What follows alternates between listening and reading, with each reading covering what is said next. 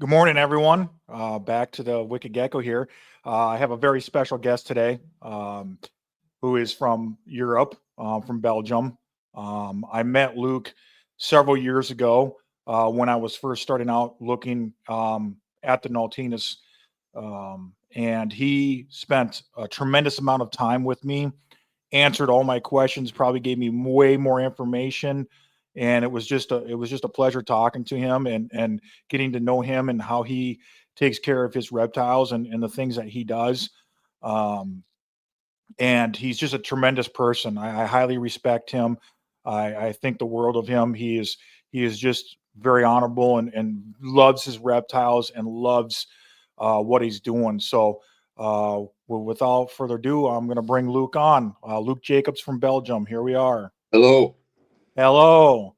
All nice to right. be in the show. Thank you. Thank you for coming on. It's like I said earlier, it's an honor and it's a pleasure, and I'm really looking forward to this. So, let's start off. Maybe talk about a little bit about yourself, your family life, your personal life, and how you got into reptiles and how I'm long you've been uh, involved. I'm a photography teacher. I'm single. I live alone with my reptiles. At the moment I'm 58 years old, and I got my first gecko at the age of 10. So that's Oh, 48 years ago.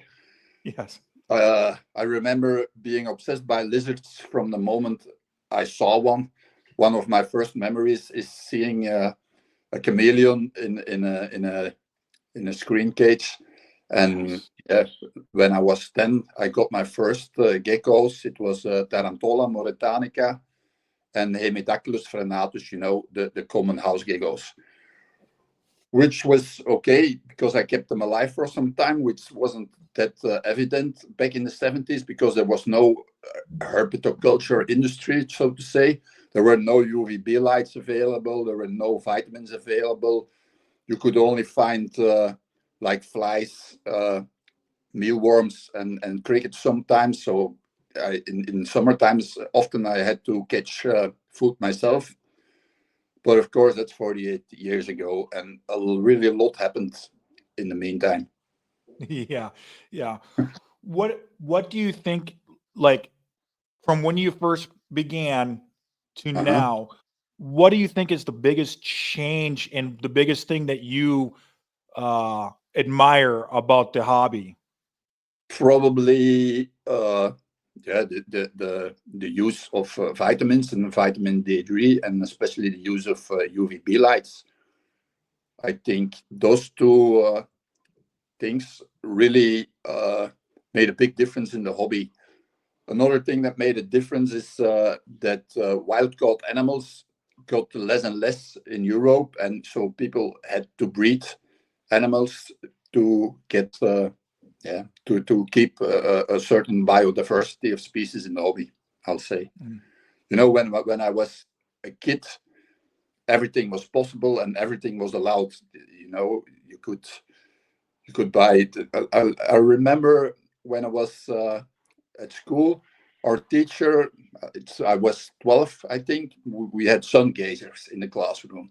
You could buy sun gazers in any reptile shop for like €5, which seems Wow. incredible now. Yeah. Sun gazers, that's Smaug giganteus, the big, they used to be Cordillus. Yeah. Yeah, Yeah. it's Well, possible, almost impossible to pay them these days if you find we, legal animals, because that's also something which isn't evident. yeah. Yeah. That species is, I've heard, is very, very difficult to get to reproduce. If anybody, maybe there's been a few people that have been successful, Yeah, but I know Bert Langerwerf. I don't know if you heard of him. He's a Dutch breeder who moved to the States, and he got one baby years ago. And then oh I know wow. of several breedings in South Africa, in zoos mainly, but that's it. Yeah. So They're really, really difficult to breed. yeah, that's what I've read and heard. Um, so you wrote a fantastic article about the Nautinus for the Responsible Herbiculture Journal for the guys in Ukraine. Yes, I Um, did. tell me, tell me what that was like for you personally. Well, I did it as a kind of support to them because it was not long after the war started, and I knew those guys from before. From they have a company, Bion. They do a lot of captive breedings, especially Europlatus species and stuff like that. So they asked me. They started a responsible herpetoculture magazine to get some extra support because yeah, the war was cost a lot of money to them, I'll say. Yeah. So they asked me if I was interested in writing an article for them, so I did write an article about Nautinus gray. And did they approached you for the article, and you guys just kind of collaborated, or? Yeah, I wrote the article and I sent it to them, and they made some minor changes, and that was it. In fact, How long did it take you to go through the process and write the article? Because the article was amazing, and it hit all the spots, and the pictures in there were fantastic that you put in there. well, it took me about only a few hours to write it because in Belgium we have a positive list. That means that you can only legally keep like 500 species and Nautinus or not on them. So to get the permission to keep Nautinus elegans, I had to write an article about how to keep them to prove that I had the knowledge to keep them. I had gray before the positive list, so I did it for elegance. So I had most of the basic material already on my computer, so to say. And of course, there's a little bit difference between elegance and gray, but not really uh, that much, I'll have to say. Okay. And did you? How did you? Did you really enjoy doing the article? And would you do it again, or are you're going to continue writing? You think, or? Yeah. I've wrote another article about Mocco periracau granulatus for an Italian magazine. So it's only in Italian. I haven't seen the article myself. And I also gave some talks. Like last year, in May 24, I gave how do you call it? A speech to call about Moccoperiracau granulatis and Rhacodactylus trachycephalus breeding. It was on the International Gecko Days, and that was in Denmark last year. And I also did a thing about Nautinus gray for the Belgium Herpetological Society. Wow, that's Uh, amazing. That's fantastic. So, on what species are you currently keeping now? I have a lot of Rhacodactylus legianus. Then I have also 10 Rhacodactylus trachycephalus. I have a pair of Rhacodactylus trachyringus. I have a pair of Rhacodactylus auriculatus. I have a pair of Bavaia salvagi. Then I have 6 Ouroboros cataphractus. I have 5 Cheomidae spengleri, the Oh, black-breasted Vietnamese yes. turtle. Then I have to count because I have 6 young Nautinus gray from 24, and I have 3 pairs and 1 trio of Nautinus gray, and I have 2 pairs of Moccoperiracau granulatus and 1 pair elegans. And then I also have 3 Heloderma exasperatum and 3 Egernia depressa, a pair, Oh, an wow. adult pair, and their baby from last year. Oh, wow. So you have a wide range of that's awesome. So, and I guess the care, obviously, you have different rooms set up because I mean, you have some desert species in there versus, Yes, obviously. I bought a few years ago. I bought a house with 4 sleeping rooms, and 1 is for me, and 3 are for the animals. And the Ouroboros are in my living room. So I have a room made especially for New Caledonian geckos. Doesn't Okay. get too hot in the summer, and it cools down in the winter, I have a room next to a roof. My New Zealand animals are on a flat roof, and in the wintertime, I take them into the room next to the roof, so they have kind of the same light.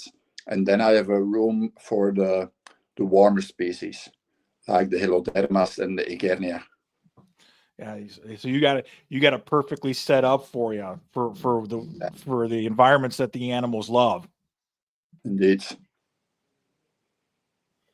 So you've been working with the cataphract practice for quite a while now. How long have you been working with them? I got my first pair in 2013 in trade for some Legianus. And then it took them 3 years before the first time I had a baby. And since 2019, I have had a baby every year. Oh, wow. So I've kept back some babies, and I created some babies for other bloodlines. So now I have my original pair and their baby from last year. And then I have another setup with male and two females. One female produced by me, and the other male, the male, I say, and the other female are produced by a guy in France and a guy in Germany. Oh, wow. Oh, wow. So they take a while to reproduce, it sounds like, Yeah. and they only have one live bearing baby a season. Is that correct? If you're very lucky, because most animals regularly skip a season, but there are also very few occasions known when that they had two babies, but that's rather rare, but it happens. Oh, wow. Oh, wow. So how, what, how do you, uh, obviously you have them set up in display enclosures. I've heard that they're more of a group type reptile than maybe some of the others. Is that an accurate uh, That's statement? it's a fact. In nature they live in big groups. Of course, in captivity it's not that easy, because you can't keep several males, or it's very difficult to keep several males in one cage. The guy who produced my male, he made a cage like 6 meters on a meter, which is longer than most living rooms, and he still had to separate them because the males kept on fighting. Wow, wow. I think the only way to build a bigger group in captivity is to keep babies together with their parents. But then still, if it's a male, you can have troubles. Although I know from occasions where people keep more than one male in a cage, but I wouldn't advise it. It's a very rare occurrence, is what you're saying. Uh, So how do you have yours set up? What is a you know a naturalistic environment for them, in your well, opinion, and how you they're guys set yours? in nature and also in captivity. They live between stones. So I set up cages with lots of stones, with narrow spaces where they can wedge in themselves, because that's what they love. And that's mainly it. The cages are mainly stones and loam sand mix. And I use high intensity discharge lamps, which aren't available in the US, I think, because they give heat No. and UVB. And what is the? I'm assuming that they have a hot spot, Yeah. or is that throughout the whole No, of enclosure? course they have hot spots. The straight under the UVB and the heating lamps, because they're the same. I can get a temperature from about 40 degrees Celsius. Okay. Don't know And then exactly how much it is in Fahrenheit, but they don't like it too hot, Ouroboros, because they can take real coolings in the winter.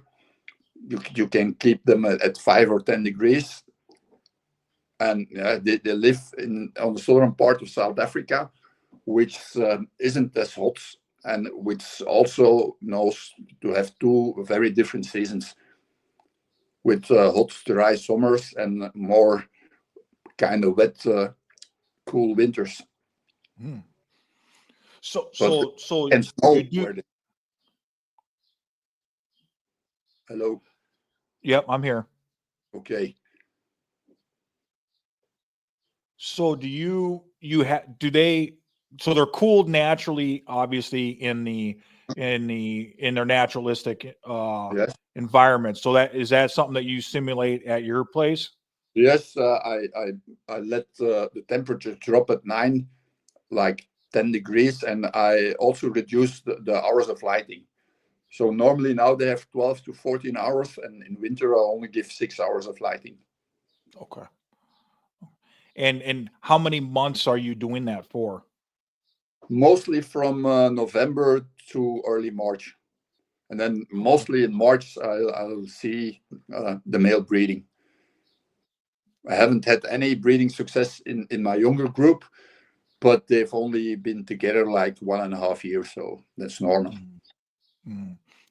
And then you slowly bring them back up in Yeah, March, and but you the temperature is also rising in March, so I don't have to do much more than giving them more hours of light. and then you see actively breeding around that time. Is that what you said? The, the second or third week of March, and then mostly I have a baby at the end of August and sometimes early September. Oh wow. So And it and and and they April, May, are like 5 or 6 months pregnant. okay. And when do you can you tell, like, from your observations, can you tell, like, more basking from the female? Can you actually No, it's visually with most animals, certainly uh, with live bearing, that the females bask a lot more when they're pregnant than the males, for instance. okay. All right. They're Also, they're go ahead. they also eat a lot more. That's also typical. But I have to say, I can't really say when they're pregnant because my male is mostly fatter than the female. Okay. Wow. They are an amazing species. They are. So, yeah, I mean, I've seen some of the pictures that you've had, and then I've seen obviously some of my pictures, and then there's some people here. One of my friends just got a pair from your friends in Ukraine. He just had them imported this past couple months here, so he's so excited to work with them. And I think they're an older pair. I think actually uh, they've produced one baby, and so yeah, he's working with them, and he's got them set up pretty close to what you're saying how they need to be set up. And I'm hoping for success with him because they are just superb. There's nothing really, that looks like them. There's nothing that really. I mean, they're small, but they're just little dragons. It's just they're so interesting. So, um, let's what are you mainly feeding them when you are obviously feeding? The Ouroboros, uh, I mainly feed them crickets and locusts, but I also feed them mealworms, Zophobas morio, and waxworms. But I really have to take care with that because they can easily get addicted to worms, and yeah, they get way too fat from worms. So I mainly feed with crickets and locusts. Okay. Okay. And how many are you, like, if you have two or three animals in an enclosure, how many food items do you usually see them eat? What is like the sweet spot for you, what you think? Difficult to say. Let's say they'll take like 10 crickets a week or so, adult crickets. Okay. They have a rather low metabolism. They also can get 35 years in captivity. Yeah, Oh wow. yeah, Oh wow. So they're very yeah. similar to the I Nautinus and the New Zealand stuff. yeah. A All right. friend of Well, mine used to keep them outside in the summer, but he stopped doing so because the move from inside to outside was too stressy for them. What did he notice when he was doing that? What kind of stress things did he see in his animals? They're becoming much more scared, and yeah, from the moment that they saw him in the distance, they were already went hiding, which is something typical for animals that are most of the time kept inside and then are put outside, I've been told. Mm.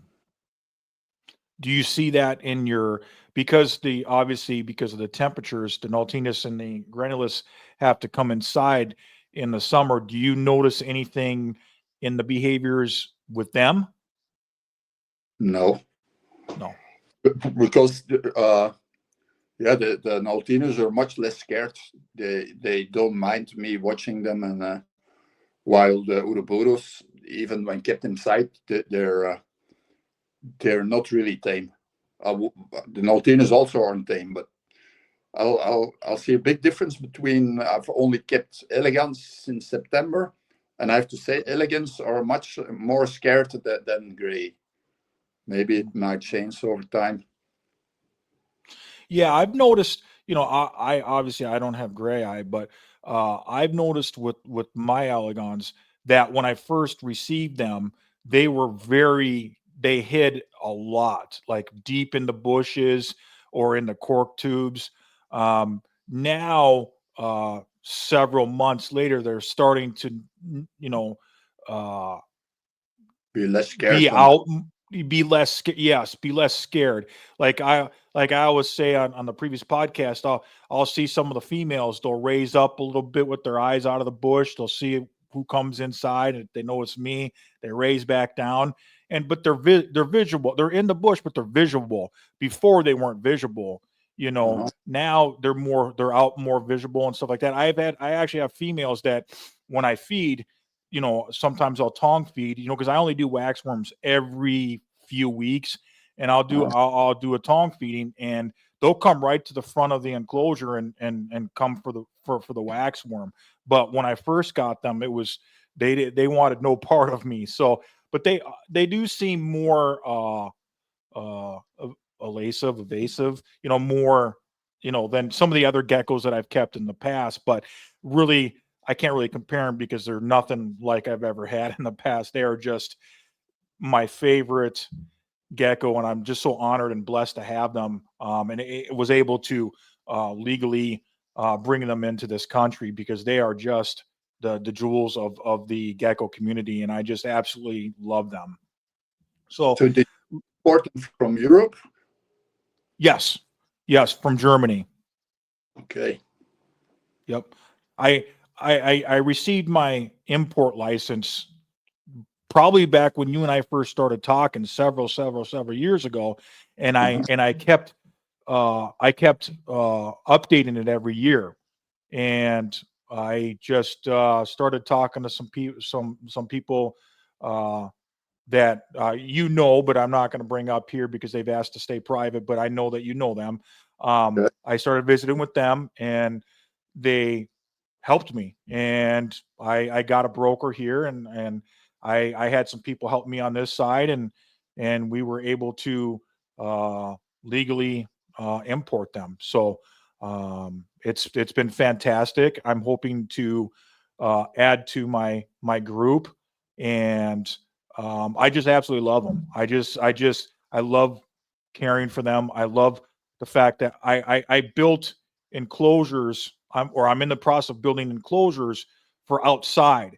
So I'm kind of mimicking what they're doing in New Zealand. I built a raised garden bed, about 30, well, about I'd say about 90 centimeters off the ground with on wheels, and there's about I'd say 15 to 20 centimeters for dirt for the plants so they can grow in there. And then I took uh, aluminum tubing and I put stainless steel mesh because here I have rats, rodents, birds, cats, and all that. So I did a lot of research on the New Zealand page, and they said you got to use 8 mesh or 16 mesh, and I went with a 16 and 8 mesh.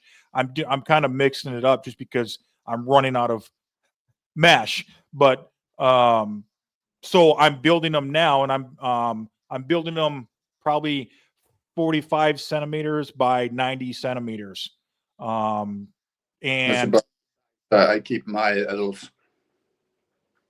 in that size, yeah. So and then it's gonna be bolted to the garden bed, and then I'm gonna put it on my back deck, and that way my wife can move it around if she needs to. But what's great is they get morning to early midday sun, and then it gets shaded in the afternoon on my deck. So it's kind of a perfect world, and my bedroom door that goes out to the deck is going to be right next to them, so I can constantly watch and I'm going to have cameras all over the place, just because if I do get an uninspected guest, I want to be able to get it out of there quickly. But I lost a few babies last year because the cats destroyed 2 cages. I was very lucky he didn't kill all of them. Wow, that's sad. Those Yeah.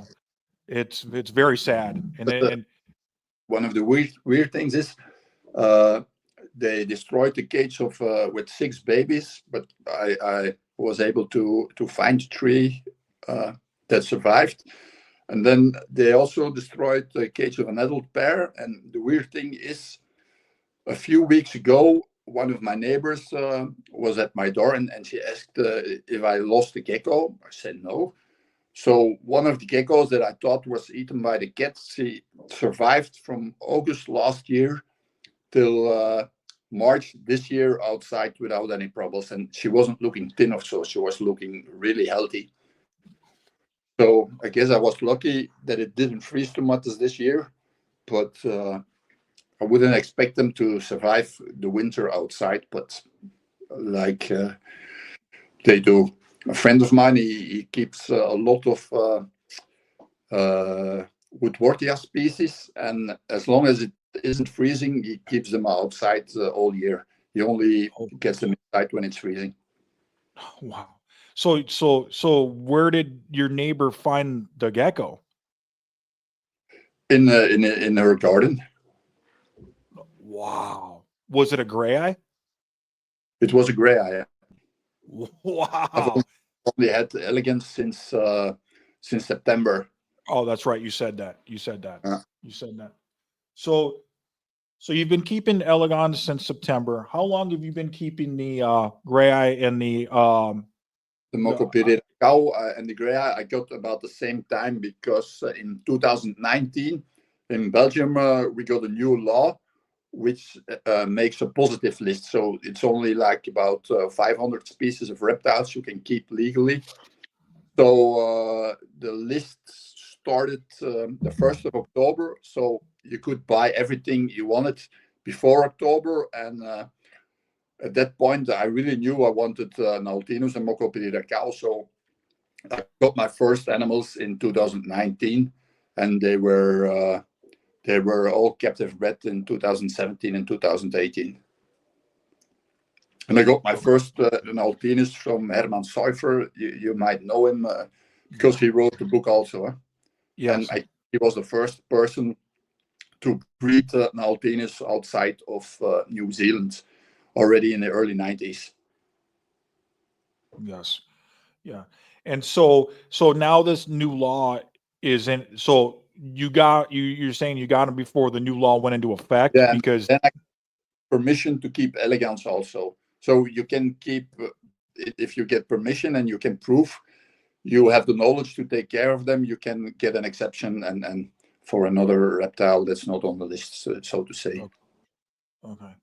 And so how do you keep your Nautinus and your do you keep the Nautinus and the Granulus together or separate, or and do you I've, keep them I, in under similar at the enclosures? moment, I keep them together, which goes perfectly because, yeah, you hardly ever see the Mochopelida cows during daytime, and the Nautinus gray are mostly not active at nighttime. Although I have to say, on very hot days, they change their behavior, and they are more active at night times than they are during daytime. And you're And noticing that more when it's hot?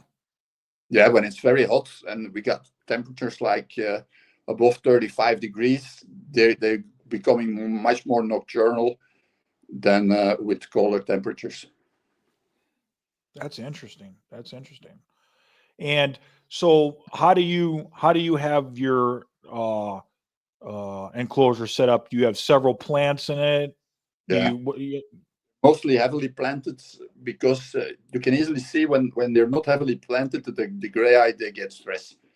They really need the cover of dense green plants, so to say. what plant species are you using in your enclosures? Uh, I didn't understand what the question was. Oh, what type of what plants like Yeah, what uh mostly bush, like uh, do you know the plant buxus, a very popular yeah, plant? yep. That kind of, and also my one of my favorite plants is Molenbeekia. It's a New Zealand species that grows really well. I have some other New Zealand species, Coprosma, etc., but they're rather difficult to keep inside of a cage. So you find that the Buxus is probably the easiest to keep indoors, Uh, Outdoors also. outdoors also. And do they I'm grow rather quickly? sorry. I'm sorry. Do they grow rather quickly? No, Buxus is rather grow slower. Molenbeekia grows very fast. I just picked up some Milibicia that I'm going to plant in the outdoor enclosures. They're rather small right now. I have Yeah, but they grow very, very fast. one. I got 6 of them, and um, I know that you really liked them when we talked in the past, and others said, yeah, you should try some, and they grow rather quickly, and the geckos like to get down in them and climb in them and hide in them sometimes. Yeah, Is that what you see? yeah, of course, and it's typical for them uh, to sunbathe when they're hiding inside the Molenbeekia. So they really like to have a sunbathe, but have some protection from the plants. And then are you using sphagnum moss at the bottom? Yes, Yes. and I use the plants are potted. The plants are potted. Uh, Yep. Do you so I obviously you pretty much answered it, but you find that the some of the native species of New Zealand plants are very difficult to keep inside in pots. I'm kind of finding that out as well. I've spent a lot of money on different types of plants, and the part of the problem is for here is that I can't find anything big enough. You know what I mean? That bushy enough and big enough. So when I get them, I try to grow them out, but then I either kill them because I either overwater them or they just do terrible inside.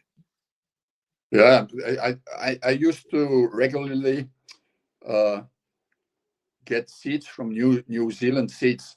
It's a site in New Zealand who sells seeds, and I had Coprosma propinquua. It's a species they like to hide in nature also, and in pots they hardly grow. And I put some outside in my garden, and they are more than a meter high already.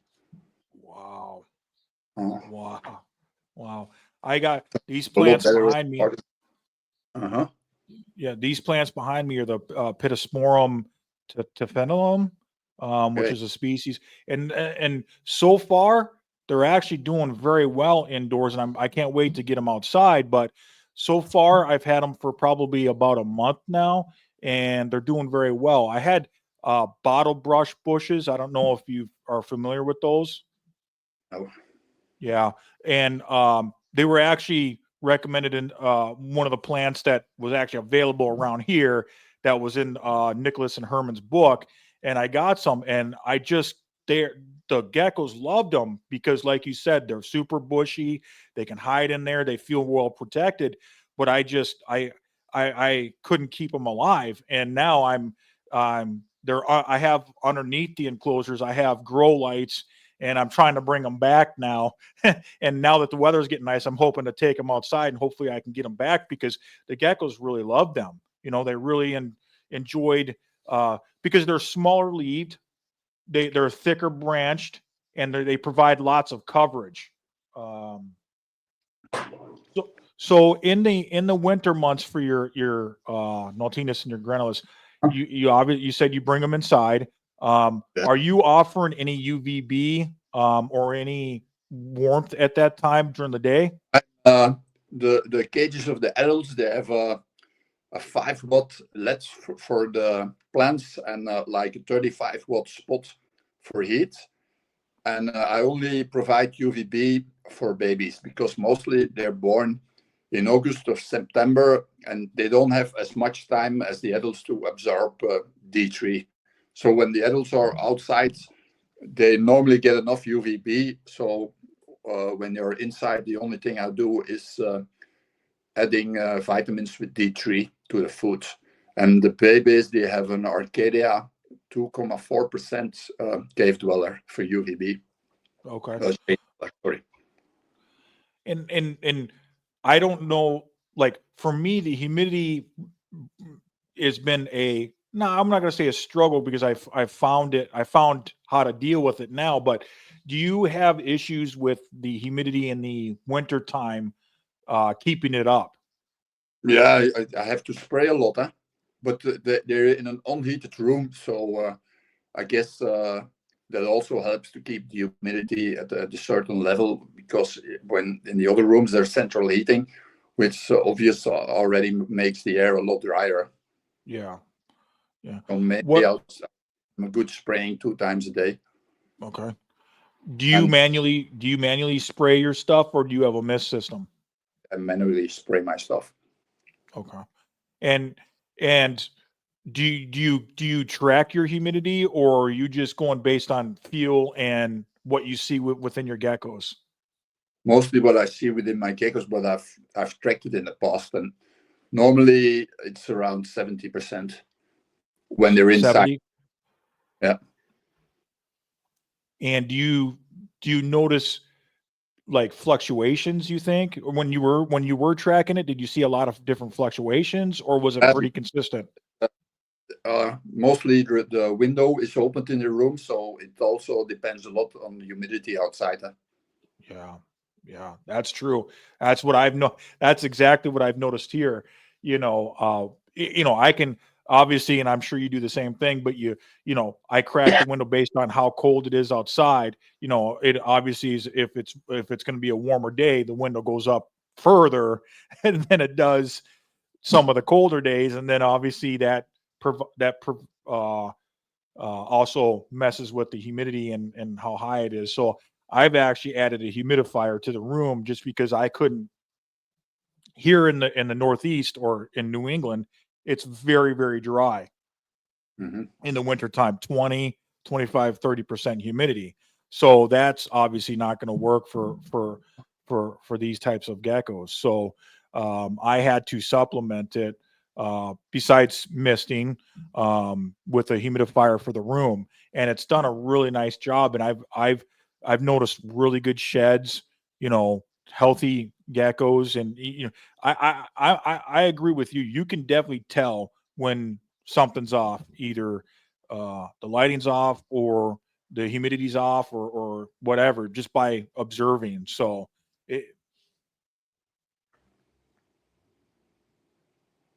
Hello. yep, I'm here. Okay. So what do you use for food sources for your New Zealand stuff? Mainly crickets, and there's something on the market in Europe. It's called Gecko nutrition. It's something like Pangea. Those are the two main items I feed. But I also feed sometimes small locusts or flies, and sometimes mealworms, sometimes waxworms, but mainly crickets and meal replacement powder. And then are you supplementing your obviously your gut loading your crickets? Also, every feeding I use mineral with or without D3, depending on if they're outside or inside. Okay. Okay. And you dust them every feeding is what you said? Because Yeah. yeah, you don't know how many crickets they will take before the crickets lose their coating, so to say. Yeah. That makes sense. That makes sense. That's also the reason I only feed 1 to 2 times a week. And how many, I mean, I know it's hard to say, but roughly are you putting 10 to 15 crickets in there? Adult crickets per animal per feeding. Can you repeat that again, buddy? Something like 5 almost adult crickets per feeding per animal. Okay. Okay. All right. So that's large. Adults are large crickets. A So bit smaller than adults, like say 6 or 7 weeks old. okay. Okay. That makes sense. And then so when do you bring your geckos? When does the weather allow you to bring everybody Well, outside? I'm gonna put them outside today. A Oh, friend today. a bit later, and yeah, it's the first day today when we have several hot days in a row. But mainly, I set them outside. I put them outside like now, half April, or like last year. It were 3 weeks longer. It was the first week of May when I was able to put them outside. Mostly, I take them outside when night temperatures are generally 10 degrees or above Celsius. Okay. And then And I then leave them outside until early November. oh wow. And is it still above 10 degrees Celsius? You get to that point in November and then they come inside? Yeah, mostly when daytime temperatures drop below 15 degrees, they go inside. Okay. But like I Okay. said before, with the female that survived the cat attack, they seem to be able to do perfectly outside when it's not freezing too hot. Also, That's that's just an amazing story. That had to make your day. of course, Yeah. Yeah. I thought I lost the female, and then like almost 8 months later, you get her back. She lost her tail though, Oh, which is growing back very, very slow when compared to Rhacodactylus, for instance. yeah. So, well, yeah, and I guess you don't know when she lost her tail. So, but it's you said it's growing back very, very slow now that you have her. Sorry, I didn't understand. You're saying that it's growing back now that you have her back in your possession. It's just taking a long time for her tail to grow back compared to some of your other species. It grows really slow. I'm really wondering because uh, until now it's only a very small tail, and I really wonder if it's going. It's never going to be the same as the original one. But yeah, I'm happy she survived. Yeah, that's all right. So when obviously, you know, there's different opinions on global warming and stuff like that, but you know, it is getting hotter now. It's getting hotter here in the Massachusetts area, and I know that some of my friends in Germany, and I know that I think you've mentioned it before that there is getting warmer for more days at a time than it has been in the past. How do you deal with that with your geckos when it gets to that? You were talking earlier about maybe like around the 35s Yeah. degrees Celsius un- days. Now they've been outside all summer. So like 3 years ago, we had the hottest day on the record in Belgium, which officially was like I think 42 or 43 degrees. Wow. But I've kept them outside, and I have to say they don't have that much trouble with hot temperatures as was supposed to be before. And it's interesting to see that like F3 animals, I've seen some of my F3 animals sunbathing at 37, 38 degrees. The only thing is to keep them wet enough. And yeah, on the very hot days, I spray like every hour. Oh wow. Oh, which gets wow. the temperature down, of course. Yeah. Yeah. Within the enclosure, it gets it down some, and then they can go in and hide under the, Yeah, tubes and and like I said before, it's very interesting to see how they shift from day active to night active on a very hot days. yeah, that's very interesting. That is very interesting. I'm kind of curious about that, and it'll be interesting to see, because we do get hot days like you guys do, for a Mhm. few days at a time. So it'll be interesting to see if mine uh, correlate what you see. That'll be something that I'm looking forward to seeing, because it's just interesting to me. I think it's very important to keep them well hydrated on hot days and to try to keep the humidity as high as possible. But Yeah. like you said before, global warming might have another negative impact on those animals because I'm almost certain that the sex of the babies is temperature related. Talk about that. Mhm. Yeah. Until now, I've mainly like when I have had like six babies, most of the time it were like four females and two males. But there's this Dutch guy who used to breed a lot of Naltinus gemeus before the, the authorities seized them, and he had mainly males. And because gemeus, they're a southern island species, he thinks that was caused by the warmer temperatures. And Mm, I know also this guy in Germany who keeps his animals in a how do you call it, a classroom or a greenhouse in greenhouse. winter. Of course, when sun shines on the greenhouse, it gets a lot hotter. And I know he had several years, and his all his babies were all male. Wow. So probably it's not proved yet, but probably the sex of the babies might be related to the temperatures. So yeah, that is very interesting. That is very interesting. So you think, so obviously as it's getting hotter, the mother is obviously getting warmer, and and the environment is just so hot that it it's temperature dependent, basically getting more males than females. So if it was cooler, you would think that they would get more females, and that's what you've kind of Uh, seen in the past. yes, but So yeah, So you said earlier you have babies in late August, early September for the gray eye, and is that for the also grands too? I've also had babies in July 1 year. Oh, okay, But okay, like when I started out keeping Altinus, my first animals, I've kept them all separate in screen cages, and it was very typical that on warm days in February, the male and the female they were looking for contact through the screen.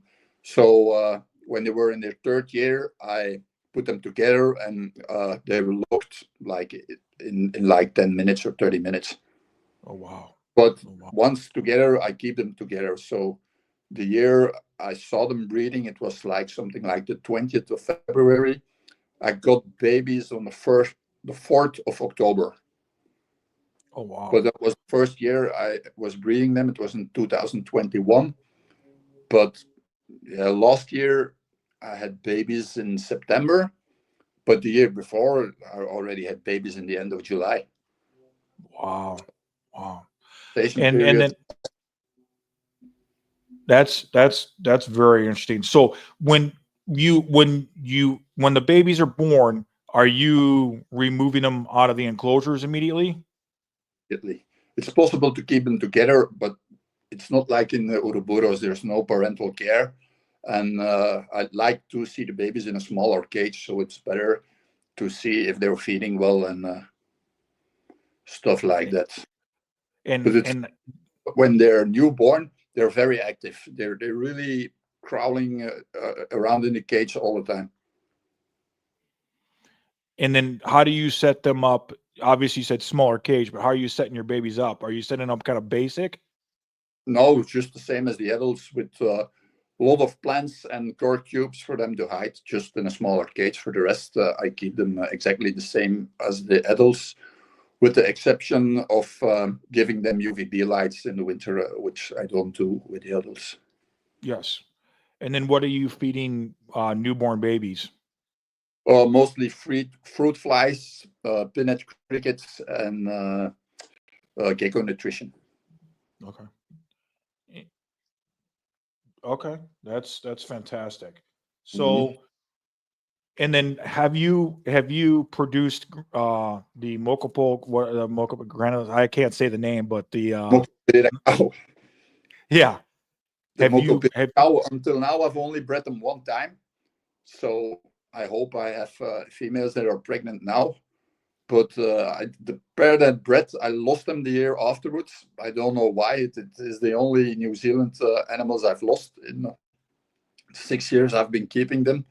So I got myself other pair. So now I have two unrelated pairs. So I hope to have babies again this year. and their care is very obviously if they're in the same enclosure, their care is almost is identical to you're just probably putting more crickets in at night because they're Uh, nocturnal. yes. That's And amazing. I have the impression they eat a lot of more different insect species than Nautilus. To be honest, they eat everything I put in a cage, Oh, wow. That's and do they which is also are they dangerous. They can very easily get way too fat. Mokopelida cow. do do they eat the gecko nutrition, the mixed food? Yeah. They even eat it better than the Nautilus. Oh wow. Wow. I noticed some of All, the pictures that you've posted, they're very colorful and they're some very animals are, interesting. but they can change a lot so like they can be fired up or fired down, which gives a very big difference. So I posted a picture of one 1 or 2 weeks ago with very heavy yellow markings, but most of the time they don't look that good. I took the picture because mostly they fire up at lower temperatures and high humidity. Okay. Okay. But a lot of the time, like in the summer, they're simply gray lizards. Huh? Yeah. They're still fantastic though. They are. They are. So, what do you, in the next few years? Do you have any goals for yourself or any uh, Yeah. things that you would like to add or really work on with what you have now? I'm really want to work on with what I have now, and yeah, my goals are for the near future producing elegans, producing the Geomidae spengleri, and producing Rhacodactylus trachyringus, because these are three species that I got in the last 2 years. And a few weeks ago, I put Geomidae together for the first time, and looked like the male did his job within half the hour. Oh, So awesome! hopefully I get soon. And that's fantastic. That's fantastic. I this has been great. So, is there anything else that you would like to add, or any things that you'd like to say before we finish up, so you can get those Naltinas outside? Eh, well, no, thanks for having me, and I hope I provided information for future keepers. So, how is the Nautinus status now in the US? Because a few years ago, the New Zealand government sent around a paper to not give citus to Nautinus gray, only to elegans. So I guess that's the reason I don't see any gray eye in the US. Yes. So that is my understanding. I don't, I did see that document as well, but yeah, so Mm. it's the status is obviously uh the elegons are were pretty much approved by that document. So that's one thing that we really looked at and really, I just had to talk to several different people before because the last thing I wanted to have happen was animals get confiscated or Uh, something happened to them. So I really worked hard and talked to a lot of different people, and I spent, as I spent years doing this before I was able to uh, bring them in. So it wasn't like an overnight type deal. This was years of planning and years of talking to people like yourself and talking to the correct people. Um, the gray eye status, I really don't know. I know that what was in that document. I don't That's in it. know. I think it's rather strange because you probably know the site New Zealand native reptile or lizard keepers. One day they asked to see paperwork for gray, which I have because Herman legally imported them back in 1991. So I sent them the paper, but and the strange thing, of course, is there are a lot more gray eye in Europe than there are elegans, because Yes. they're said to be easier and more robust, also a bit bigger. But there's also a thing, uh, the pair of elegans I got in September, they are patternless. They are completely green. And Yep. according to the breeder, they also get rather big. So it might be possible that they are in fact punctatus, because punctatus used to be elegans punctatus. So who knows what came in back in the 90s and the late Yeah. 80s, Yeah. because I've Yeah. seen That. pictures of those paternalist elegans in which the animals are as big as gray eye, and Mm, normal elegans should be a lot smaller than gray eye. mine are. I would consider them relatively small. I do have patternless green ones, Yeah. and I do have some with some patterning on them. But yeah, they're relatively, they're a lot smaller than I thought they would be. You know, Mm. but I know that gray eye are I've never seen one in real in real life, but I know that they're a bigger gecko, and you can tell by in certain pictures you can tell that they are just more robust gecko than the elegans. The elegans are a smaller species, as you probably notice in your own collection. Do you have the book, then Yeah. Altinus? Oh yeah. Well, in the book there's a picture which compares them, and yeah, the paternalist animal is like almost twice the size of the normal elegans. Yeah. Yeah. But of That's course, it will be very difficult to prove that they are indeed punctatus, because when I see in the literature, the only big difference is the size. well, in the mouth. No, the mouth coloration and the tongue is all the The same. tongue, yeah, in punctatus it's both blue. It's the same. So, It's pink in gray eye, but elegans and yes. punctatus have a blue tongue, which is one And of the things to make difference between gray eye and elegans. mhm, But they can also hybridize. I've seen yes. a breeder in Germany. I got my Moco Pereira cow from, and he has one animal. It was produced by someone else. I think the animals are already more than 20 years old, which is a crossing between a gray eye and a Moco Pereira cow. Oh There's wow. also a picture of that animal in the book. Ugh, I missed that. I didn't see that, but I'll go back and look now. Uh, and your elegans are both are green patternless. Both are green patternless. Okay. All right. And how old are they? They are from January 24, I think. Okay. They're a Okay. So bit they're old. relative. They're young. Yeah, they still have some growing to do. Yeah. Nothing wrong with that. Yeah. So. All right. Well, this was awesome. Thank you very much for coming on, Luke. I hope we can do this again sometime. Uh, is there anything else you'd like to add, or anybody that you'd like to thank, or anything Of else? course, I'd like to thank uh, Herman and Nicholas for writing the book, and for providing me with animals and very useful information. And yeah, I'll hope to see more Naltinus in the States in the future. I And I hope how so. old I are really your hope so. how old are your elegants at the moment? So They are, let's see here, what we're in 25. So they are very early 24s. So they got some growing still to do too. So they were born, I'm guessing, not guessing, I believe around April of 24. So about a year ago, I believe. So when you will you put them together in 27 or Well, 2 years, yeah. Right? Yeah. Mhm. Yeah. Yeah.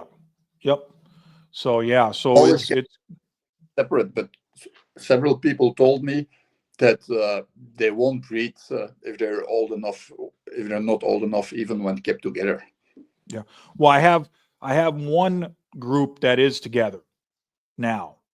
Hmm. So we're not group, it's a pair that is together, and I don't see any issues. They both eat, they both shed, they both love being out. They don't I have not seen any like any, scar marks or anything like that would indicate that they were trying to breed or anything like that. So but I just continue to watch them and make sure, and I would separate if I saw something crazy. But I was told that the same thing that you had mentioned, that you could keep them together as long as you watched them and stuff like that. So I have done that with one pair that I have done, and I wanted to try it and see, and it's been going very good, but uh, for them. So I'll continue to watch, and then if something comes up, I'll definitely change it all up. Okay, because there So is a lot of difference when elegance is born to when gray is born. Elegance are more born during the colder months, I think. yeah, yeah, I was told that it's about April when the latest is the end of April is the latest, but they can, February or Or March and March and April, excuse me, is generally when they are born. And then I know that you had said, July to August, September for gray eye, which is strange, but again, I don't know. It is just seems, to me it seems strange, but it might have to do with where they come from. And I mean, you would definitely know more than I would why that is. yeah, probably because elegance lives more southern than gray eye, so they probably will have colder temperatures. Huh? Yeah. Yeah. I would think that would probably be the reason why. So, but yeah, all everybody's doing great here. I'm doing it a little bit different, as far as feeding. I'm not using crickets. I'm using, black soldier flies, the larvae of that. And then Probably a cow take black soldier fly larvae, but never have seen an altinus taking one. mine love But them. that They, because they, it's food item. Huh? what's that? They then said that the altinus don't take them because it's a very good food item. It they all mine eat the black soldier fly larvae, and when they, and sometimes they'll I do turn them into flies outside of the enclosures, and sometimes, one gets dropped and then one hatches out in the enclosure and flies around, and they go absolutely crazy when something's flying around in there. They love that. So I do that. I do rapashi mixed foods. That Uh, they don't mine don't like the Pangea stuff for some reason. I've tried all the flavors on the Pangea, and they just will not touch it. But they seem to like the Rapashi fruit and grubs. And I just got the pineapple one, and then I got the mango one. They like the mango one too. yeah, remember And when then Repassi was available in Europe? Mine were especially fond of mulberry madness. really, Yeah, but yeah, nowadays Repassi is almost impossible to find in Europe. why is that? Is because of a new law from the European Union that forbids products with insect powder to enter the European Union. Oh So the wow, good thing is there are now some European brands which are of very high quality, like Pangea and Repassi. If you can find it, it's almost impossible to pay it. It's like 250 euros for a big bag of 2 kilograms, I think. wow. more than double what I pay for the gecko nutrition. Wow. And then I got some flies larvae that I'm going to hatch out to flies, and then I'm going to be feeding that. And I got a gut load. I did some research on that and found a gut load once they hatch, Mhm. and how to properly gut load the flies. So I'm looking forward to That's try. how I noticed that my animals love repashi and other meal replacement powders, because when I started to keep them, I used repashi to gut load the flies, and Yes. already the third or fourth day I got them, I saw one of the animals also eating from the meal replacement powder. So Yeah, I've found that, through all the research. I mean, Pangea is very good. It's just mine don't like it, but the Rapashi stuff is just really. I mean, I've I think the world of it. I've had good results with it in some of my other geckos that I've kept in the past. It seemed to be very beneficial for them, and offer all the nutrients and stuff that they need. I'm actually looking at doing, like, I got some mango chunks that I'm looking forward to trying once they go outside. Try some of that, maybe some more fruit purees and stuff like that as well. That I'm looking at trying, just to kind of mix it up, give them a variety of different things. A couple different fly species I'm gonna be using. I probably will use crickets outside too.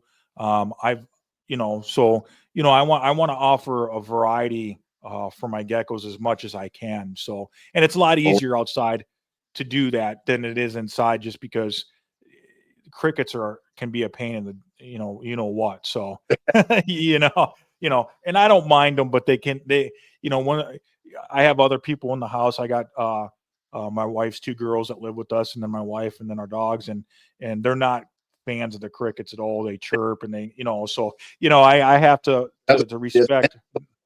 using like 6 weeks or 6 week old crickets, they don't chirp already. Yeah? Right, that's correct. But then they escape, and then they get out, and then they I have find them. no problems with the animals with crickets escaping, because they don't survive here in Belgium, because it's too dry, I think, in most rooms. So Mm, that's interesting. the only thing I don't feed are red runner roaches. I don't know if you know them, Mm, which are a very good food item, but when they escape, they can be a real pest. yeah, I heard that they can infest your house really fast. Yeah, really. I've been to a place, and you know everything you could lift had like red runners on them. That that But would that would be it was a reptile feeder. You can't use any chemicals against them, because they're also harmful to the reptiles. Huh? yeah, yeah, yeah. I That would think that be an epic was disaster here. loose in the room. Huh? Yeah. What was But that? the thing they did to help solve the problem was letting some tokes, some gecko run free in the reptile room.